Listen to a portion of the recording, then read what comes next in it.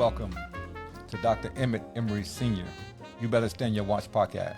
Today we're going to cover part 4 of the behavior series that we started. And before we get started, first of all, I'd like to thank all my viewers for viewing in. And I want to cover again, before I get into this conversation with you guys, about the fraternity Kappa Alpha Psi Christmas party in Tampa, Florida. As you can see the brochure, I announced it last time, but last time I announced it, I showed the brochure without a barcode. And I said, email me if you wanted to attend or pay for it. Well, you don't have to communicate with me in that fashion anymore. You just scan the barcode, and the barcode, you can pay from there when you pay for 8 to a table, or you pay for individuals. It's totally up to you. And remember to bring a toy.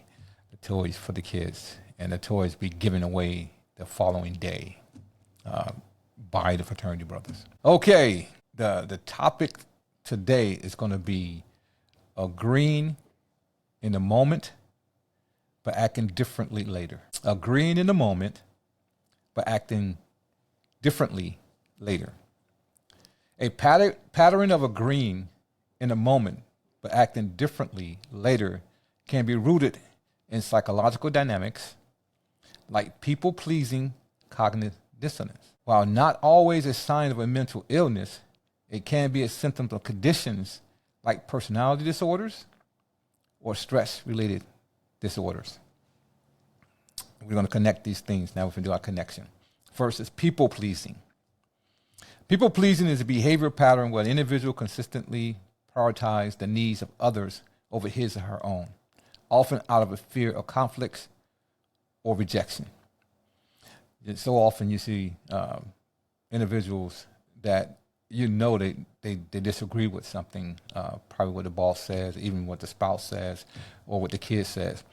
But they figure in order to keep peace or in order to keep a relationship that they need to agree with that person. Or they can just be not confident in themselves to express themselves to the individual to the point where they disagree with everything. The individual can be completely wrong, but they won't tell an individual or disagree with it. For example, say you're driving in a vehicle with a friend or family, and you're in a different country, and you using your GPS, and the GPS doesn't tell you that it's a one-way street that you're going down. So you go down this street with this one way, and all of a sudden you see traffic coming. Well, that one way is really not one way, it's just a little bitty old road that you're traveling on. So you're traveling on the other side of the road, and you look over to the side and you see the downfall to a lake. I mean, you're American in a different country, or you're in a different country in America, and you're going up higher. And as you get higher, you get to see on the other side the downfall. But the person who's driving doesn't tell you that's an issue. I mean, who's driving with you. You'd be like, was this the right road? They say, yes. I'm okay. I'm on the edge. They'll say, no. Are you okay with the direction I took? Yes. And they're probably sitting over there saying, why does this idiot take that direction? Why did they go the other direction? Why are we on this small street? But they didn't say anything. So because they didn't say anything, that person ended up going that route when they could have just communicated to the individual. Could have said, well, I'd never taken this particular route before to get to a spot we're going to, and the GPS took me the wrong direction, so let me backtrack and go back. No, that didn't happen. So again, that's an example of agreeing when you should not agree. A person who engages in people-pleasing may agree to something in the moment to avoid confrontation, but then act differently later to honor their true feelings or needs. I call that a setup. No, it's a different psychological term for it, but I call it a setup. You knew or know in advance that it's not right, and you agree with it. You agree with it to set the individual up so you have something to complain about later. For example, my grandson, Emmett III, playing basketball for the first time in middle school, and he almost 5'10", 5'11", and he's only 12. So that means he should be pretty tall. And he has issues dribbling the ball in the backcourt and bringing the ball up. Why have these issues? Because there's 5 people on the team, but when the inbounder gives him the ball, inbounder runs down court, and the other 3 players are down court too. So he's down court being pressured with 3 or 4 people on him. He's trying to dribble the ball. So he turned the ball over. So I told my son, we talked about it. I asked my son, I said, just tell him that don't bring the ball up court, just run down court, and when they inbound the ball, he can come up to the top of the key to get the ball back from them. Well, the coach, whenever he turned the ball over, sub him. And when he sub him, he wouldn't put him back in the game for a long period of time. He wouldn't play that many minutes. So Emmett III did what Emmett Jr. told him to do after he talked to Emmett Sr. Oh. And the coach told him, no, you go back there and help with the ball. Well, every time he had turnover, he yelled at him and he pull him out.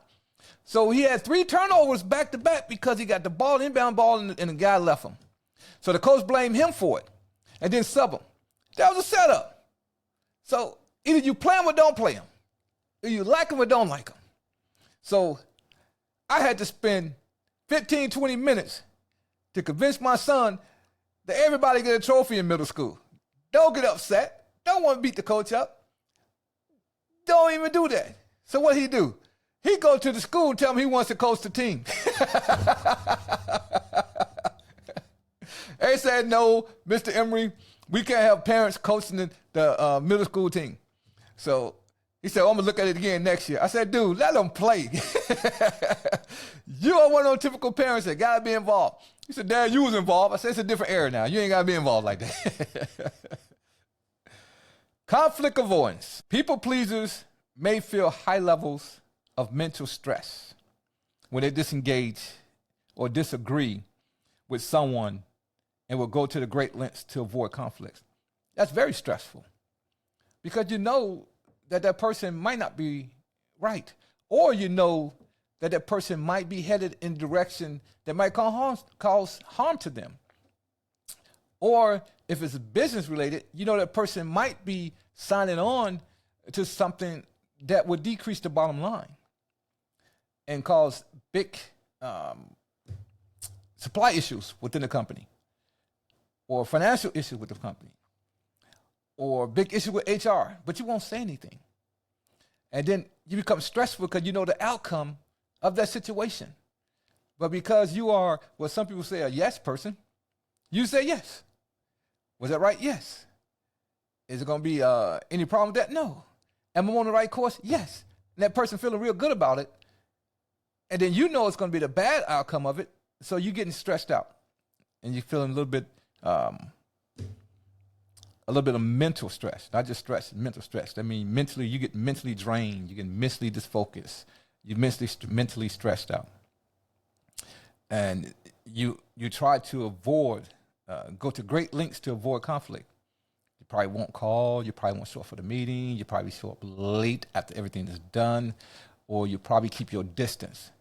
You avoid that conflict because you know it's going to be conflict because you know it's not correct. External validation. The behavior is driven by a deep need for approval, which can cause them to suppress their authentic feelings. You need this deep need for approval. So you have to be approved. You have to feel accepted. You have to feel part of the team. You have to feel that closeness from that individual. You have that deep need for that approval. And when you get that approval, it makes you feel good, even though you probably don't need it from the individual you're trying to get approval from, or you're seeking to get approval from, or you like to get approval from. You probably don't even need it from that individual. When you can get self-accomplishment, self-gratification, self-approval. You can prove things yourself and feel good about it. Self-confidence, resentment. See, now you got the conflicts avoidance. You avoid the situation. And then you had an external validation where you feel you have to be validated get deep desire for that approval for that individual after you'd already avoided the individual for a while, so you didn't have to get caught up in that conflict, and then now you have resentment. Repeatedly sacrificing their own desires can lead to internal frustration and resentment, which can eventually lead them to act in ways that contradict their initial agreement. You're going crazy. I'm not going to say crazy, but you're not yourself. You become someone else. You become distant. You become isolated as well. So you can do either one. And you lose that self-confidence. You resent the fact that you gave that information that caused that bad outcome. Or you resent the fact that you agree when you knew that it was a bad decision. So the resentment part set in. Next is the cognitive dissonance. Cognitive dissonance is the psychological discomfort experienced when a person holds two or more conflicting beliefs, ideas, or values. No, this is not multitasking. This is mental issues. So you hold two or more conflicting beliefs, ideas, or values. When a person agrees to something that conflicts with their genuine feelings, they may later act inconsistent to resolve this internal conflict. Internal. That means mentally you don't feel right with what happened, what was said, decision that was made, or the outcome. And because you don't feel right about it, it's eating you up on the inside. And it's eating you up on the inside, you act inconsistent to resolve this internal conflict. I mean, you don't know what to do. You're saying to yourself, I need to do this, but you're saying, well, the outcome probably won't be positive if I do this. You're saying to yourself, I need to do this, but I don't want to seem obvious doing this when the person who I gave the information to or agree with the inconsistent information would see that I wasn't honest, that I wasn't straightforward or forward-coming. So you feel shaky about this. You feel uneasy about this. You try to keep it to yourself, but body language has a powerful visual aid to it. Facial expression has powerful visual aid to it. That means sometimes people said it's written on your face, or I can see the uneasiness from the expressions that you give, or your body language tells it all. Well, that's true. Even though it's eating you up internally, you still can see externally that something is bothering you and something's not right. So the individual who you gave that inconsistent information to, or you wasn't forthcoming with information, they see this inconsistent behavior that you display, but you're not even aware that you're displaying it in that fashion. The internal conflict. A person may genuinely want to please someone, belief one, but also recognize that they do not have the time or energy to do so, belief two. Good example. A parent wants to please that child. They probably worked all day long, and the child is probably between age 5 and 7, and they know they got to spend some time with that child, so they'll cook, they'll do a little bit of cleanup. They want to spend some time with the child, whether it's doing homework, whether it's sit down and watch a little bit of TV, where it's just talking to that child. But they also recognize they do not have the time or energy to do so. So they sit down with the child, and then they start falling asleep. The child recognizes that. Or they sit down with the child, and then there's not too much vocalness coming from that parent. Child recognizes that too. Or they sit down with the child, and the child can see the fatigue. Children are very smart. And the child might just turn around and just go into the room and play video game. A child might just go and start playing with itself. And the parent is so tired and showing the lack of energy that they don't even recognize that the child has identified their tiredness or their lack of energy and walked away. Well, we know as parents that child going to hold that parent to that, whether it's directly or indirectly. The lack of time spending with them.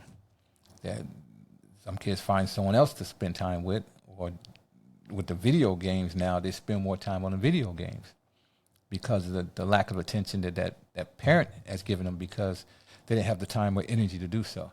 Various factors could have caused the parent not to have the time or energy. It could have been the parents not eating the way they should be eating. It could be the parents not dieting the way they should be dieting. And it could be that the parents could be have some sort of a sickness. Could be the parent is not sleeping the way they should be sleeping. It's various factors that can cause it, but the child don't know any of that. So the child reaction is to say, okay, mommy don't want to spend time with me, or daddy always fall asleep when we spend time together, and they end up pulling away. The resolution. To reduce the immediate discomfort, they say yes. So when a person tried to reduce the immediate discomfort of disagreeing with an individual because they don't want the confrontation, they say yes. Later, the internal conflicts resurfaces, and they either change their behavior, act differently, or justify their actions to themselves. That's a common one that no one really looks at. When you did something you know you should not have done, and you said something you know you should not have said, and you see the outcome was not positive, you try to justify to yourself why you did it, or why you said it, or the reason behind you doing it or saying it. So if you convince yourself that you was right, then that allows you to get this internal satisfaction. And mentally, you're not exhausted anymore. You're mentally okay because you convince yourself that what you did was right. So you convince yourself that the other person was wrong. But how can the other person be wrong? You gave the person information. But you convince yourself that, hey, it's not my fault, it's that person's fault. He took that information and he ran with it. He should have researched it. He should have researched it. So you convince yourself that you're okay. Passive aggressive behavior. This is a pattern of indirectly expressing negative feelings instead of openly dealing with them. Indirectly express the feelings. That means you're not aware sometimes of what you're doing. That means that you're expressing either through facial, body language, or you might say something that you really don't understand the definition to. Or you might say something that's not within that individual's culture that you're speaking to. And because that particular word means something else in their culture, then you cause more harm than good. So that's indirectly expressing. When a person agrees to something they inwardly resent, they may later resist by procrastinating, intentionally forgetting, or performing the task poorly. This behavior is often a result of fearing direct confrontation, avoiding confrontation. That means some people say, well, that person just weak. No, that person just don't like confrontation. Then you got the individual that have no problem with confrontation, and they cause too much confrontation. But it causes problems and issues. They also have morale issues with you, an individual, morale issue within the workplace, and morale issues in the household. So it also causes distancing between you and loved one, you and other people, and things of that nature because it's too much confrontation. But this individual, through passive aggressive, have fear of direct confrontation. You're not a certain individual that you just don't want to get into a confrontation with. You could talk to a certain individual, no matter what you say, it's an argument. And you say, well, I don't feel like arguing with that individual, or because the individual think they know everything, and the individual don't want to listen, or there's no communication between me and that individual. And then you feel like you got to directly avoid that confrontation. So you stay away from that person, or you stay away from the conversations, or you just agree with that person. You agree with that person, and then you walk away. And you don't let that person know that what you agreed to might be harmful to them, internally, mentally, or externally, physically. So when a person agreed to something they inwardly resent, they may later resist by procrastinating, intentionally forgetting.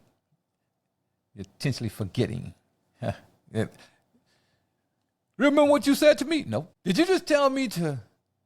No. But you just said it. That's not what I said. What'd you say? I don't remember. How you cannot remember and you just said that? Intentionally forgetting or performing the task poorly. Well, I'm not going to give 100% to this task. I'm not going to do it to fulfill me because I know it's not going to go anywhere. I know it's not good.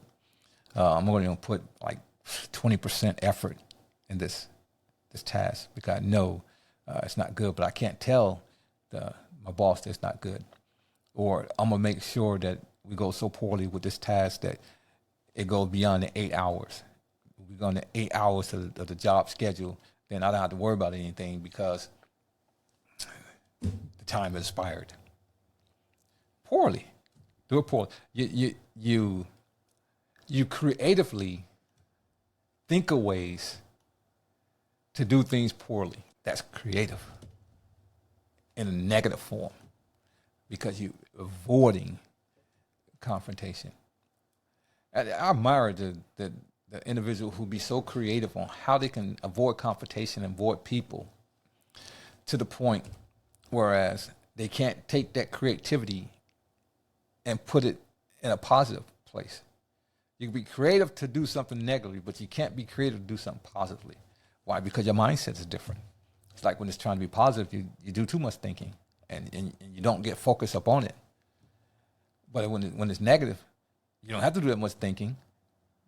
But the thinking that you does, the creativity you does, allows you to be creative enough to do the negative things. That's why some people are very good at lying. Or some people don't have any problem lying. Those two are negative. You have individuals that don't like to lie because they know they come back up on them. Or individuals don't like to lie because they don't like to be lied to themselves. Then that's the reverse of that. Ovulation and motivational issues. Ovulation is a severe lack of motivation or the inability to initiate and sustain goal-oriented activities. Inability.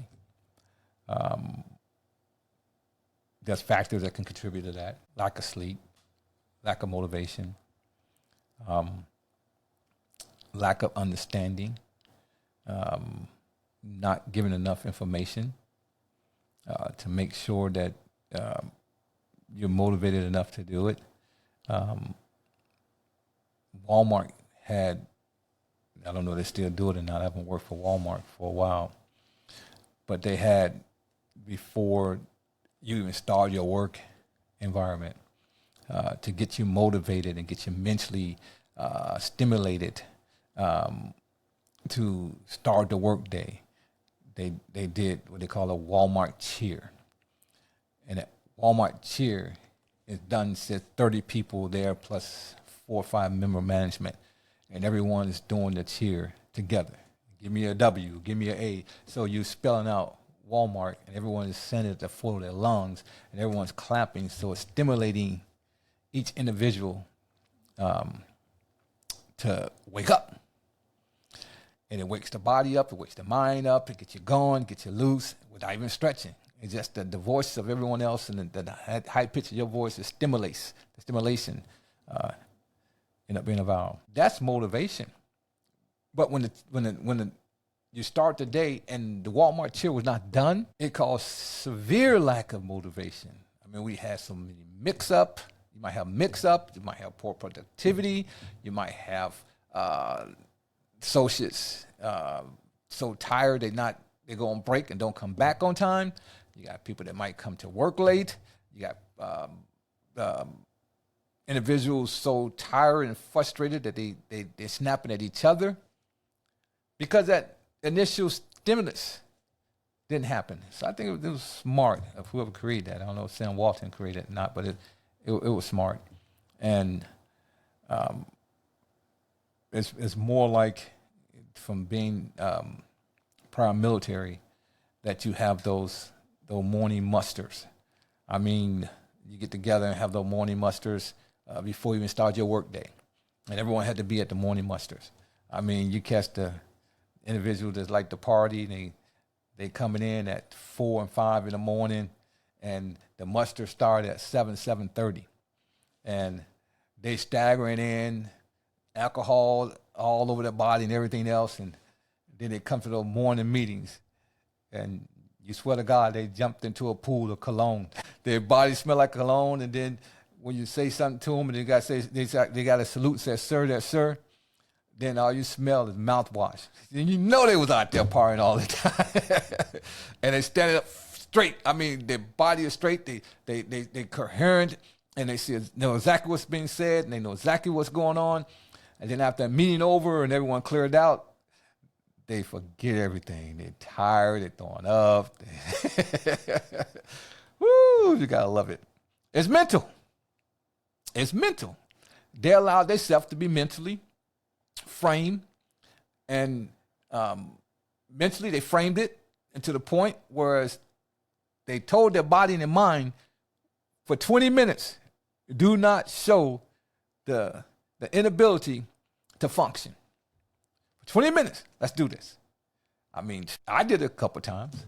I don't know how I did it, but you get it done because you don't want to go to court martial. Oh, and I was a drill sergeant for boot camp.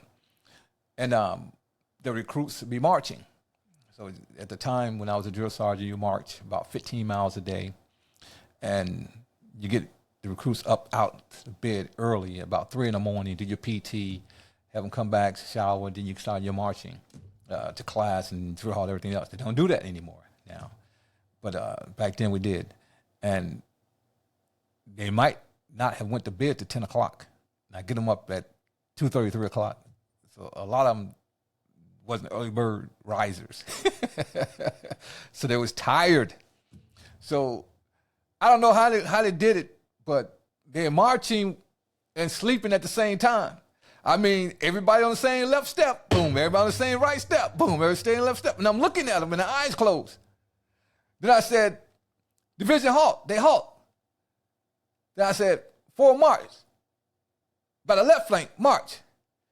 By the right flank, march. Left turn, march. Right turn, march. To the rear, march. And they doing it, they sleep. I was just laughing. But they was on cue. Boom, boom, boom, boom, boom. And they was asleep. So they programmed their mind to function at that high level, even though their body was at rest. It's mental. Unlike simple laziness, it's a symptom of conditions like depression, schizophrenia, or traumatic brain injury. That's what abolition is. It's a severe lack of motivation. Your body is just, do not have the inability to be motivated to go forward. A person experiencing ovulation may genuinely intend to follow through on commitment, but is later unable to find the energy to do so. And when you get to that point, you have to seek medical treatment. There's nothing you personally can diagnose yourself with when that happens. Just go to the emergency room. The emergency room, they'll let you know if you need to see a psychiatrist or whatever, and they might prescribe depression pills, anxiety pills, or something like that for you. I don't know. It all depends on your situation, your issue. But at that point, you must seek medical issue because it said it is a symptom of conditions like depression, schizophrenia, or traumatic brain injury. Those are 3 symptoms that definitely need attention from the mental perspective.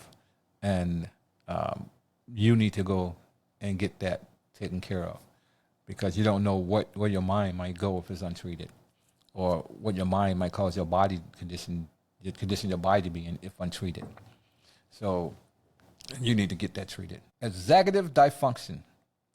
Executive function skills include planning, prioritizing, and self-regulating behavior.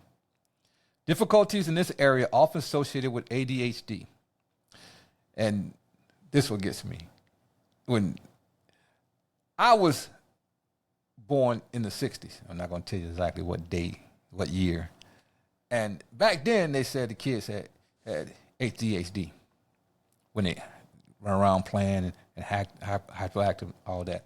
But the only kids they said had ADHD was the black and brown kids, the Hispanics and African American. So my kids, my son I know that my mom said I didn't have that. She said I just need to run around and get tired and then my butt go to sleep. That's where I got that from. So my son, they diagnosed my son, said my son had ADHD. So my ex-wife at the time said, okay, what medication prescribed? They wanted to give him medication. I was out of seat at the time. Thank God we was on our way back into shore when all this was happening. They wanted to get him medication. They wanted to put him on a treatment plan, and they wanted to see him 3 days a week. A lot of crazy stuff. And she didn't know any difference, so she's agreeing to it. And when I got there, and I got to the school was saying, hey, you prescribed this, your son prescribed this, and I need to know when they're going to pick the medication up. You're going to pick the medication up, we got to put this on file. I said, medication for what? I said, your son has been diagnosed with ADHD. I said, ain't nothing wrong with that boy. He said, sir, this is serious. I said, ain't nothing wrong with that boy. I said, they told me I had it too. I said, what you need to do is sit down with these Hispanic and African-American parents. The whole administration was Caucasian at the school. I said, all that boy need to do is be involved in something. I put him in football. He played football. He had practice. And by the time he's done with practice, he was so tired from that practice, he got home, he ate and went to sleep. He did that. I did that for 2 weeks in a row. He went to football practice. He played for a week. And then when he went to see the doctor that third week, he said, what happened? How'd you get him calm? I mean, how I got him calm? That sucker tired. He playing football. He getting hit. He getting running. He playing. And the energy that he using, because he wasn't using it before, is what calming him down. I said, you guys need to really hone in on culture evaluations. There was no research done for the culture part for ADHD. So he's diagnosed for black and brown kids. Same thing with the mental illness part, with the diagnosis of what we call slow learners in the schools at the time for African Americans and Hispanic kids. So they didn't know what was wrong with them. So what they did, they put those kids when we was in elementary school, they got trailers. They put trailers on the grounds, and they had the kids that was functional inside the building, and they had the kids they said was slow or dysfunctional all in the trailers. And then they had the nerve to advance them to high school when they wasn't ready for high school because they didn't take care of them in elementary school, and put them in a classroom in high school, and over 90% of them kids fell out of high school. And they didn't complete high school. My sister was in that category. She didn't even complete high school. She managed to get past her freshman year, but she wasn't mentally there. She wasn't prepared for that particular society because they misdiagnosed that culture. A person with executive dysfunction may intend to do a task but struggle with the organization skills required to execute it. As I said, how to approach the issue. If you recognize this pattern in yourself or in someone else, consider these strategies. For yourself, take time to respond. Practicing saying, let me check my schedule and get back to you instead of giving an immediate answer. Don't get an immediate yes. Think about it. Take a step back, think about it. So often we say that. We answer right away, boom. Then after we answer and we about 5-10 minutes away from the person, we say, oh man, I can't do that. Too late, you said yes. Take your time with that. Identify root cause. Use journalism or therapy to explore if the behavior is linked to people, pleasing, fear, or other emotional patterns. Set small, realistic goals. Practice following through on minor commitments to build confidence and new habits. Learn to set boundaries. Work with a therapist to develop assertive communication skills and learn how to say no respectfully. You don't want to just be disrespectful in that. So I think that the biggest problem that could arouse from any situation is someone saying no or is feeling rejected when someone tells you no. So be careful with that. If you want to hear it come back to you, don't say it to someone else. For others, not the first I said for yourself, now this is for others. Communicate directly and kindly. Instead of expressing frustration, ask open-ended questions like, I noticed you didn't follow through on this. Can you talk about it? Establish clear expectations. Make sure the requests and expectation are clear to avoid misunderstanding. Practice empathy. Recognize that a person's behavior may be a symptom of a larger struggle and not an intentional slight. Encourage professional help. If the behavior is frequent and causing significant issues, suggest that the person might benefit from speaking with a mental health profession. That's the number 4 of the series. Next podcast will be number 5 of the series, and we'll have completed the series. Wow, it's been a while. I thank you for tuning in to this podcast as we begin the month of November. We go into the holiday season for Thanksgiving and Christmas. Once again, I encourage you to purchase tickets to the Cap Sign Nuke Navidad Christmas party. As you look at the flyer, the barcode is there, easy access. And you're going to say, well, he advertising it on the podcast, so he might have too many people purchasing tickets. Tickets are being monitored, and we know the number that we need to finish with or to have for the facility. So it'll come to a point whereas even use the barcode, it'll be discontinued if enough tickets have been sold. But you want to be able to get your ticket. I don't care if it's November, the beginning of November, and the function is in the second week of December. It's good to get it now. Once you start shopping Black Friday and Christmas, that money gonna go quick.